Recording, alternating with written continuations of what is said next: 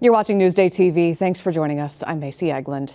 Documents show the MTA has stopped LIRR upgrades after the congestion pricing plan was paused by Governor Kathy Hochul. It's a story you'll see only in Newsday. Accessibility upgrade projects at 2 Queens train stations have ended because of a lack of funding.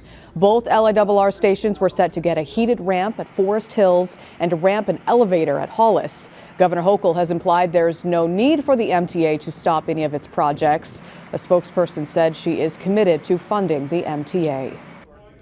More than a quarter of bus camera tickets in Suffolk County have not been paid. That adds up to nearly $13 million. Sherry Einhorn has more on the county audit of the camera program in a story you saw first in Newsday. I stopped way before because I don't even want to play with that. Suffolk's controversial school bus camera ticket program is the talk of the town, not only among drivers. We all get it. You know, it's a good idea. I wish it was just a little bit clearer. But lawmakers and elected officials. You sit there and you say to yourself, give me a break. Somebody has got to pay attention. County Controller John Kennedy just released the findings of an audit of the program between Bus Patrol and the county's Traffic Parking Violations Agency.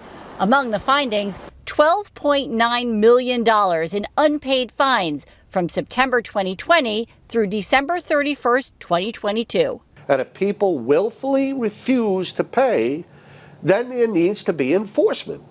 A ticket is no good unless it results in money.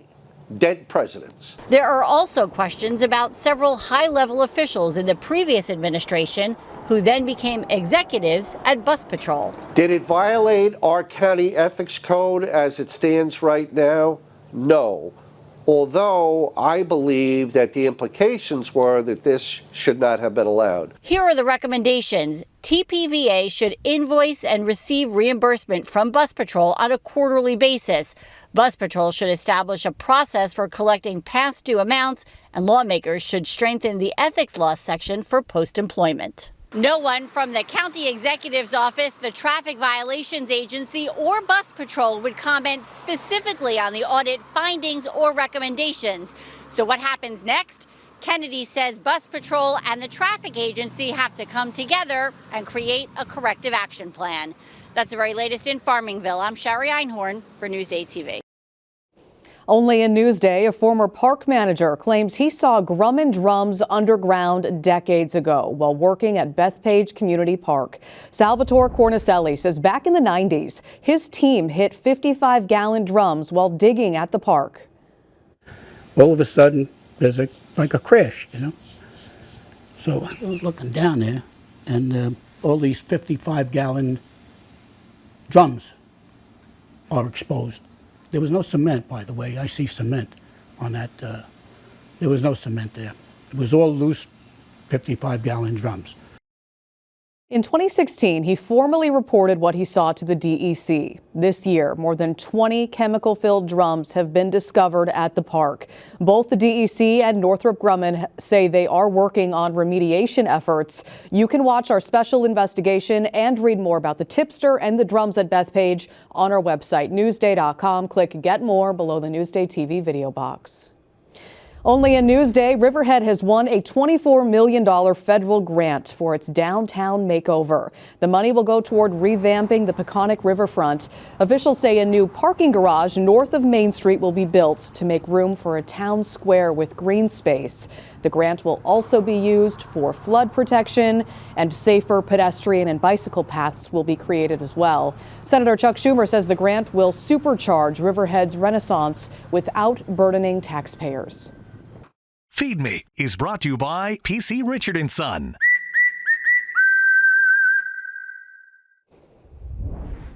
From fresh produce and microgreens to handmade desserts, Erica Marcus takes us to the Farmers Market in Syosset in today's FeedMe TV.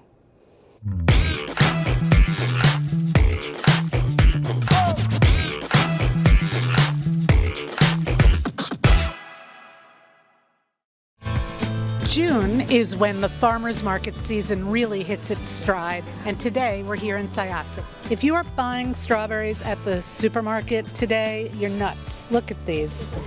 Oh, this was picked yesterday. Fennel, leeks, eggplant, flowering chives, and spring onions, radishes. You must be Pam of Pam's Jams. I am. My personal favorite is the lemon and ginger. This is my version of Italian rainbow cookies. Oh, so it's like a whoopie, it's like a rainbow cookie made a whoopie pie. That's a genius idea. Thank you. Why did you decide to start a market here in Syosset? So I decided, okay, I'm gonna try to make one in Syosset. It's close to my home. So, and basically that's why I'm here, to bring something to the community. Now for a change of pace, we're gonna go see some knives. Watch what happens. Look at this. That is a sharp knife. Vanessa, you are the Van of Van's Country Style Potato Salad. Yes, I have macaroni salad and I have now banana pudding. So you're not just potato salad. Not just potato salad. So we have our focaccia.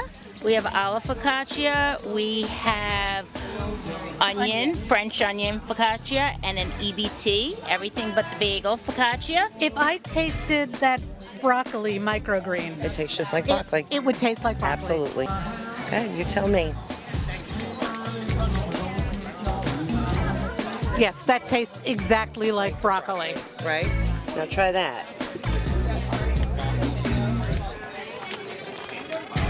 Is that good? Yeah, very fresh. it's very cucumbery. That's exactly. It's- but it's not a cucumber. it's called borage. Yeah. Well, they say barrage. Barrage! Who knew? Who knew? There are several great farmers markets across Long Island. For more information, go to newsday.com, click Get More below the Newsday TV video box.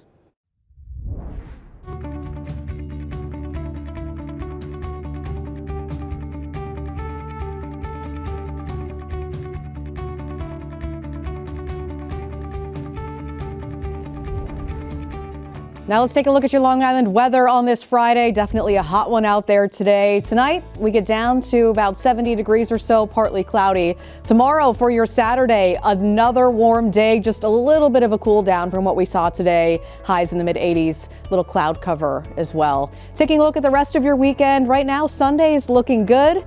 As far as next week, looks like we stay in the mid to low 80s for most of the week. Long Island weather is brought to you by Fire Island Ferries.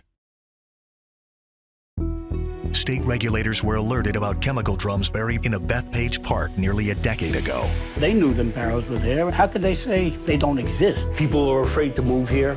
Grumman's Toxic Secret, now available at Newsday.com. You're watching Newsday TV. I'm Macy Eglund. Thanks for joining us. Hope you have a great night.